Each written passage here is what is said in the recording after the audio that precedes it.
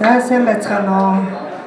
Нутгийн зорин олон та нартай энэ үжиг мэндийг дэвшүүлээ. За улс нутгаас мөн хөрөлцөн нэрсэн бас нутгийнхаа удирдлагууд энэ харин мэндийг дамжуулъя. Бас ажлын амжилт хүсье та бүхэндээ. За би энэ Ховд аймагт 1986 онд ирж суурьсан одоо уугуул бараг уугуул болох гэсэн юм байна. Суугуул юм байна. Бараг 40 жил амьдарчээ энэ сайхан Ховд хавчтай.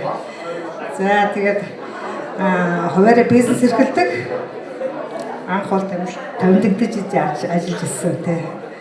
За тэгээд хуваарь бизнес эрхэлдэг Увс аймгийн Тэсүмэн харьяат наран цэц гэдэг юм байна. За тэгээд нутгийнхаа 100 жилийн ойд зориулж бас миний бас нэг сайхан дүү маань бас энэ бизнес эрхэлж байдаг. Одоогоор бол эрүүл мэндийн шалтгаантай ирж чадаагүй байна.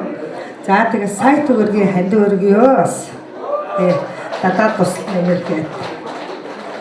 Тэгэлгүй яах вэ? Маш их баярлалаа. За манай эгч маань та уугуул болтлоо.